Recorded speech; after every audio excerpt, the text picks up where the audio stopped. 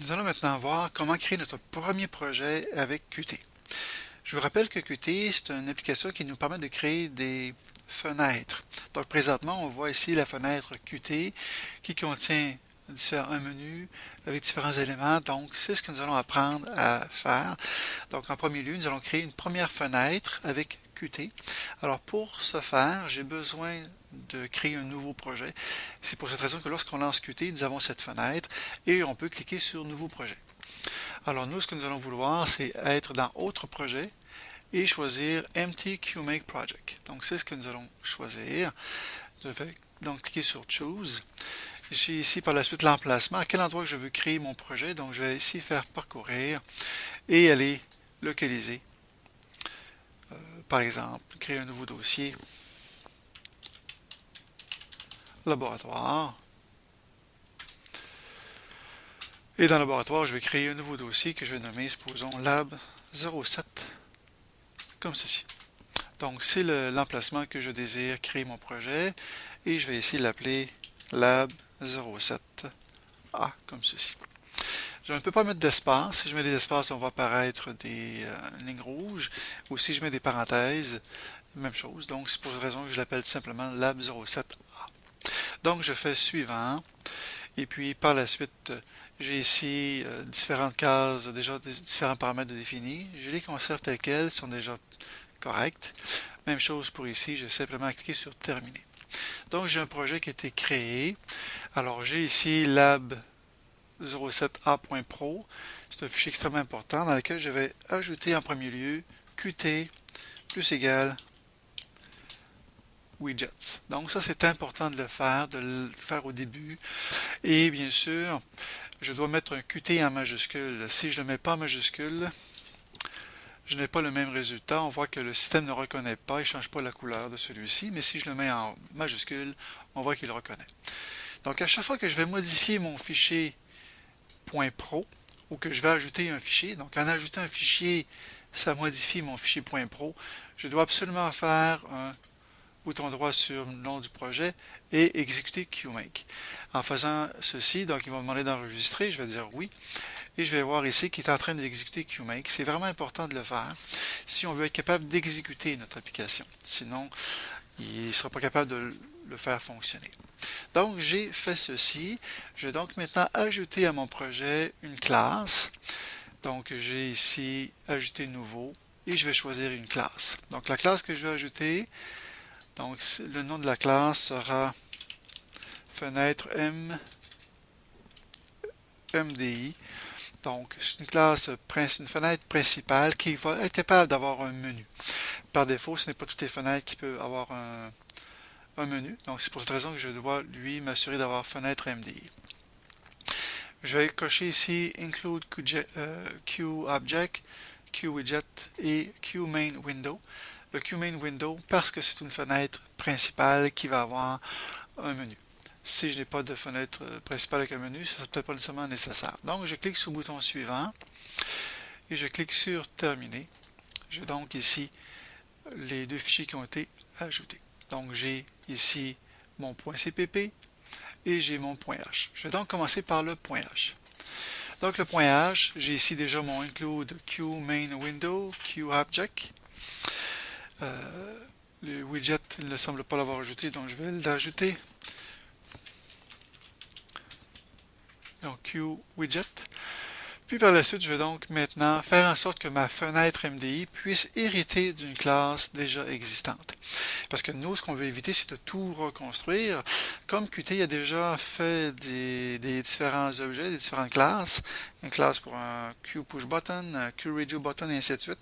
Donc nous, on ne veut pas reconstruire le tout, donc on va vouloir utiliser ce qui est déjà existant. Et dans ce cas-ci, alors je veux que ma fenêtre MDI que je suis en train de créer puisse hériter de la QMainWindow. Donc c'est ce que j'ai fait. Donc j'ai un constructeur par défaut, c'est ce que je veux, c'est parfait. Je vais donc maintenant aller dans mon fenêtre.cpp. J'ai ici mon include fenêtre MDI.h, c'est ce que je voulais avoir. J'ai mon constructeur par défaut qui ne fait rien, mais pour l'instant, ça répond à mes besoins. Je vais donc ajouter un autre fichier. Donc juste une remarque, lorsque je vais dans mon fichier .pro, on voit qu'il a ajouté ceci. Donc, il a ajouté les deux fichiers en question. Donc, moi, je vais ajouter un troisième fichier. Donc, c'est un fichier source seulement cette fois-ci, et dont je vais nommer main.cpp. Donc, main.cpp, comme ceci. Donc, vous aurez deviné qu'en Qt, on va devoir aussi avoir une fenêtre principale, une fonction principale main. Donc, dans celle-ci, je vais faire un include QApplication, donc c'est ce dont j'ai besoin. Je vais aussi faire un include fenêtre MDI. Puis par la suite, ce que je vais faire un int main, entre parenthèses, int argc, puis char argv. Ici j'ai un pointeur, comme ceci, avec les crochets, comme ceci. Donc c'est ce que je dois ajouter. Par la suite, j'ai mes accolades habituelles. J'ai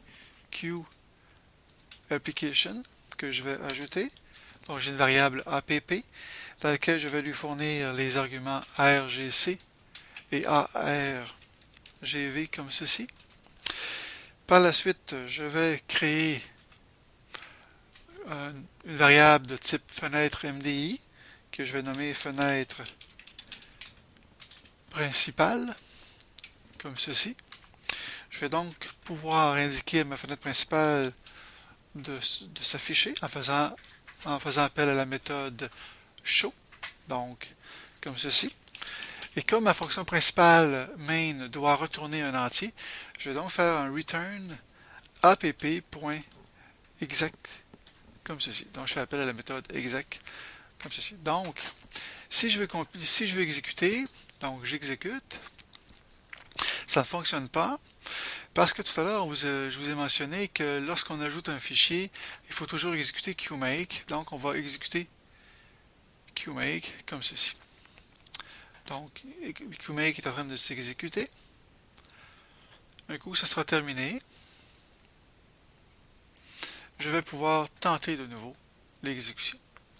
Et on voit que maintenant que ça fonctionne effectivement, j'ai ici le nom de mon projet, lab07a, qui est ma fenêtre que je peux déplacer comme je le veux. Présentement, je n'ai pas de menu, c'est normal, parce que j'ai pas pris la peine de lui définir un menu, mais nous verrons dans une autre présentation, une autre vidéo, comment ajouter un menu à celui-ci. Donc, rapidement, j'ai fait un nouveau projet qui était un projet vide, dans lequel j'ai, dans mon fichier .pro, ajouté Qt plus égal widget. Donc ça, c'est vraiment important de le faire. J'ai exécuté qmake pour être en mesure de pouvoir voir en mauve les différents éléments pour que Qt soit capable de reconnaître les éléments. Donc c'est vraiment avantageux de le faire. Donc j'ai créé une classe, fenêtre MDI, dans laquelle elle hérite de la classe QMainWindow. J'ai mon constructeur par défaut. Par la suite, là, en CPP, j'ai mon constructeur par défaut qui ne fait rien, mais c'est tout ce dont j'ai besoin. Et mon programme principal, je fais un include QApplication pour faire référence à ma variable ici. J'ai fait un include de ma classe que j'ai créée. J'ai ici mon programme principal, int main avec deux arguments, argc et argv. Puis j'ai ma variable, laquelle je lui demande de la présenter à l'écran. Puis je fais un return. Donc si je n'avais pas fait .show, je n'aurais tout simplement rien vu. Donc c'est important de le faire si on veut voir le résultat final.